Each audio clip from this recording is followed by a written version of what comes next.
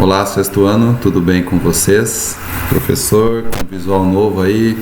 Olha só quanto tempo a gente não se enxerga, né? Até meu cabelo cresceu, já andei pintando de preto para ficar mais charmoso, ficar mais estiloso aí nas lives do professor ou nas aulas do YouTube. Brincadeiras à parte, pessoal. Entramos para a semana 7 e a gente estava trabalhando com o conteúdo da Grécia sobre a parte que ficava a tragédia, a comédia, o teatro, né? Enfim, essas partes. E conforme o professor falou na última aula, a gente vai entrar agora no tema da filosofia, da ciência e da arte, tá? Nós todos sabemos que os melhores filósofos que existiram foram os gregos, né? Aqui tem embaixo Sócrates, Platão e Aristóteles. Cada um teve uma particularidade na sua sabedoria em tentando explicar algo que era inexplicável para aquele momento que os gregos viviam, né? Muito se acreditava que eles eram tudo atribuído por deuses, então esses caras buscavam uma outra forma. Então, a filosofia a sabedoria, né? Surgiu também como uma tentativa de buscar respostas para as questões da vida humana. Tudo aquilo que eles viviam no dia a dia deles, eles tentavam buscar em cima de uma palavra muito conhecida que hoje a gente tem que usar, é a razão, não a emoção, né? Quando você usa a razão, você está pensando, você está tendo atitudes diferentes e você está tentando resolver os seus problemas, tá? Então, dentro da filosofia, nós temos esses três grandes pensadores aí que vai aparecer para vocês, tá? Na Grécia Antiga, não existia uma divisão entre as ciências, como nós temos hoje, cada uma das particularidades a gente é estudado. Lá uma pessoa se dedicava à filosofia, matemática, astronomia, num contexto único, tá? Agrupando uma coisa só. E não ficou restrito apenas à filosofia, pois se refletiu em todas as formas do conhecimento, inclusive nas artes. Então, a ciência da filosofia ela é um campo muito grande para a época, então eles vão, inclusive, fazer um apanhado geral. E quando se fala em arquitetura, quando você fala em escultura, quando você fala em artes, né, você tem um exemplo, as construções gregas, que foram um legado que deixaram para toda a sociedade que vive nos dias de hoje, tá? O grande exemplo é a construção do Partenon, onde ele foi erguido para que lá colocasse a deusa Atenas, né, a deusa da sabedoria, e é uma estátua que tem, olha aqui, 12 metros de altura e era feita de ouro e marfim. Então é uma escultura até considerável para a época, né? Enfim, essa escultura era colocada lá dentro para as pessoas fazerem essas venerações, fazer suas adorações, enfim, estão lá ainda algumas partes do Partenon que resistiram a guerras, a terremotos, enfim, um monte de outras coisas, beleza? E dentro do campo ainda das artes, nós temos, e das ciências, temos a matemática, entre os gregos. E eles observam muito o raciocínio, a elaboração para explicações, contribuiu para várias áreas de avanço da matemática, que teve grande importância no desenvolvimento da arquitetura e do urbanismo, tá? Entre os matemáticos, vamos citar o Arquimedes. E aí tem uma historinha de Arquimedes que vocês vão trabalhar com a professora de matemática de vocês. Tinha uma história lá na época que um rei mandou construir a coroa dele, né? E ele queria de ouro, toda ela de ouro, e ele desconfiou do cara que fez a coroa. Aí chamou o Arquimedes e falou assim: eu quero que você descubra se essa minha coroa seja de ouro mesmo. E aí não tinha como, a única maneira que ele podia ser, você derrete esse objeto, e se ele derreter e ficar todo ali, você vai saber que é ouro. Do contrário, vai se misturar as outras partes e vai saber. Mas ele não queria destruir a coroa, né? Então ele deu a tarefa para o Arquimedes resolver o problema. E então ele estava num dia dele lá, pensando nesse problema todo do rei, e ele foi se deitar em sua banheira. E ele percebeu que ele entrou na banheira, uma quantidade de água saiu para o lado, e então ele teve uma ideia que surgiu na sua mente. Ele saiu correndo lá de roupa, como está aqui, gritando: eureka, eureka, eureka. Significa que encontrei a resposta que o rei queria. Qual é essa resposta? Vocês vão trabalhar agora então nessa proporção aí. Vocês vão, com a ajuda do professor de matemática, dar uma pesquisada lá com a professora, pesquisa a solução encontrada por Arquimedes, ou vocês vão na internet e pesquisam essa parte aí também. Como que ele fez para descobrir, através desse deslocamento de líquido aí de dentro da banheira, ele conseguiu provar que a coroa era de ouro mesmo, tá? Então essa é a tarefinha que vocês vão ter para fazer, somente essa por enquanto, tá? Nós também temos uma área que eles se dedicaram muito, que é a parte da medicina. E aí já tem uma outra crença, né? Tudo que eles acontecia era atribuído a deuses. Tudo eram os deuses que faziam para eles. Só que Hipócrates, ele não acreditava nessas coisas. Ele dizia que as doenças vinham do dia a dia, do cotidiano, do tipo de comida que nós se alimentamos, do tipo de exercício que fizemos ou não fizemos, da nossa vida no dia a dia, é atribuída a maneiras de se contaminar com algumas doenças ou não, né? Agora está todo mundo enfatizando que você tem que passar álcool em gel, se higienizar. Isso é uma coisa que deveria ser feita há anos, a vida inteira. Isso deveria ser uma coisa que a gente devia já praticar há muito tempo, né? Higiene, para você não só para não pegar o coronavírus, né? Para você não ter nenhuma outra doença que você pode vir a acontecer no dia a dia de você. Então ele atribuía que as doenças não eram castigo de nenhum deus. As doenças vinham do nosso comportamento alimentar, da nossa maneira de viver, da nossa maneira de consumir os alimentos. Então é um desequilíbrio que causa em nosso organismo, tá?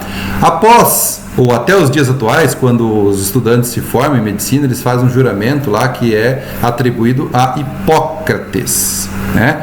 Entre as partes do juramento está aquela: colocar o bem-estar de seus pacientes sempre em primeiro lugar.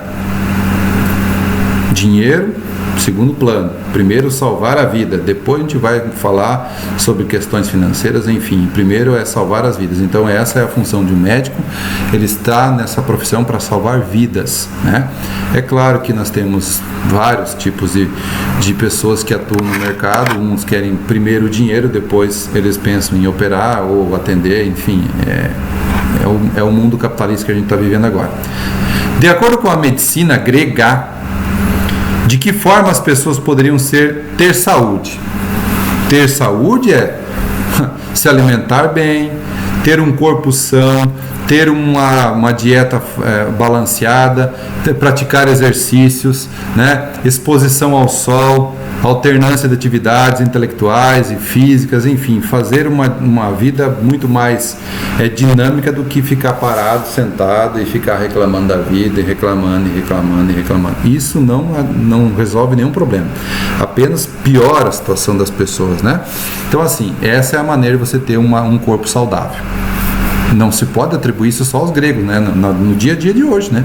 Quem tem uma vida sedentária, com certeza vai ter indícios de uma doença mais futura aí, bem problemática no seu organismo. Muito bem. E aí nós vamos para a última partezinha, quase praticamente, que é a arte, né? Aí nós vamos trabalhar essa questão da escultura, da perfeição. Essa questão aqui vai ser muito lembrada quando vocês entrarem lá no 7º ano, que é na parte do Renascimento. O professor vai dar só uma palhinhazinha, vou abrir essa sessão, né? O Renascimento, ele resgata essa herança que os gregos faziam, tá? Porque vai ser um período de 1000 anos de transição. Quando chegar no Renascimento, eles vão reviver 1000 anos atrás, que era a perfeição das estátuas, o cuidado com o corpo, com o ser humano, o uso da razão e não muito da emoção, enfim. Essa é uma atribuição que nós temos para as artes. Então eles faziam muito bem as suas obras. Eles queriam transmitir que o ser humano era perfeito. É claro que nem todos eram perfeitos, mas se a gente vê num contexto geral, eles cultuavam muito bem a beleza. Para eles a beleza era tudo, tá? Bom, leia o texto sobre uma importante característica da arte grega. Uma estátua grega não se assemelhava a nenhuma pessoa especificamente. Não existia um retrato fiel, era o ideal que eles sonhavam, revelando, em vez disso, uma forma humana perfeita, sem rugas, verrugas, cicatrizes ou outras imperfeições. É o que eles queriam, né? De acordo com o texto, que importante característica tinha a arte grega? Então eles tinham o quê? A ideia da beleza, a perfeição. Eles queriam ser perfeito. É lógico que não existe o ser perfeito, né? Tem pessoas que buscam essa perfeição constantemente, indo em clínicas de beleza, buscando cirurgias, buscando plástica, buscando, enfim, um monte de recursos para você ter aquele corpo perfeito, né? E às vezes esquece de viver o dia a dia com a família, com as pessoas que estão à sua volta. E quando isso acontece, ela se frustra, porque aí ela vai buscar uma outra forma. Ah, meu nariz é imperfeito, então eu vou trocar de nariz. Ah, minha boca, o meu olho tá... rugas, né? Principalmente por parte das mulheres, que tem muito essa questão de cuidar da beleza. Mas enfim, eles retratavam as pessoas sem nenhum defeito. É lógico que nós temos defeito, todos os seres humanos têm defeito, né? Então essa é uma das questões que eles também cultuavam bastante, que é a questão da arte. Na história, os gregos deram início à narrativa histórica que tinham relação com o foco principal, que era as questões humanas. Entre os autores gregos que produziram narrativas históricas está Heródoto, que é considerado o pai da história, o cara que criou tudo, o cara que fez o início de toda a questão de narrar as coisas. E principalmente o que ele narrou? As guerras médicas entre gregos e persas. Quando os persas tentaram invadir a Grécia, a gente já trabalhou essa questão muito atrás lá, e aí ele narrou essa história e aí ficou chamado como o historiador, tá? Heródoto se pôs a entender e explicar as causas da guerra, e aí ele começa a buscar, isso é uma forma de você pesquisar, uma forma de você entender o lado A e o lado B. Por que os gregos invadiram e por que os persas... por que os gregos se defenderam e os persas invadiram, né? Tinha algum contexto. Nós sabemos que os persas precisavam de terras, precisavam de impostos, enfim, queriam conquistar todas essas terras para serem mais poderosos. Bom, já a vitória grega, ele explica usando como base a vontade de Deus. Então, o Zeus fez com que os gregos vencessem a guerra, tá? Então, assim, a história ela é contada por várias formas e interpretada por várias maneiras. Outro historiador grego, Tucídides, que viveu lá no ano 470 a 400, fez relatos sobre as guerras do Peloponeso, uma disputa pelo poder entre a cidade de Atenas e Esparta. Peloponeso foi o seguinte, as duas rivalizavam, então vamos ver quem é melhor. Então esse cara também vai narrar essas histórias aqui, tudo contadas. Sua narrativa, os acontecimentos não dependiam da vontade dos deuses, mas da ação humana. Ele conta dessa maneira, né? Enfim, interpretando o documento, então vamos lá. Assim que eles, os atenienses, decidiram que suas preferências eram que a Grécia permanecesse livre, foram eles que incitaram todo o restante da Grécia. Nem mesmo os temíveis e alarmantes oráculos que vieram dos Delfos foram capazes de convencê-los a abandonar a Grécia. Eles se mantiveram firmes e encontraram a coragem que enfrentaram o invasor de seu país. De acordo com Heródoto, assinala que motivos os atenienses estavam lutando. Então, a resposta letra A traz para vocês já aqui. Eles lutavam pela defesa da liberdade e da sua democracia. Isso era que estavam lutando, tá? E essa parte aqui a gente não vai entrar em detalhe, tudo bem? Bibibi, bababá, vamos lá. Além de terem desenvolvido a arte e a navegação na antiguidade, os fenícios deram ao mundo outra importante contribuição, que é o calendário, né? É o alfabeto. O alfabeto fenício, né? Foi criado por eles. E aí tem aqui os sons até chegar nas letras que a gente conhece hoje, que nós usamos no nosso alfabeto. O alfabeto grego, por exemplo, tem como base o alfabeto fenício. Isso também acontece posteriormente com os alfabetos romano, português, a língua oficial dos brasileiros e de todos os outros povos. Derivado do latim, portanto, podemos falar que o alfabeto utilizado por nós atualmente ele vem de uma origem criada lá pelos fenícios, tá? Então é uma das contribuições que os fenícios tiveram. Os fenícios foram excelentes navegadores, tá? E ensinaram. Ô, louco, o professor tá louco aqui, meu note. Só um pouquinho. Acho que é o meu cabelo hoje. Teatro, ar, tá passando, tá voltando, mais um, aí, aqui, sexto ano, tarefinha para vocês, tá? Essa aqui nós vamos fazer junto. Eu vou abrir uma nova videoaula para a gente resolver só essa parte, a hora do estudo, tá bom? Junto com ela a gente vai também falar sobre essa trilha que eu vou estar disponibilizando também para vocês, beleza? Um abraço e até a próxima aula. Beijinho!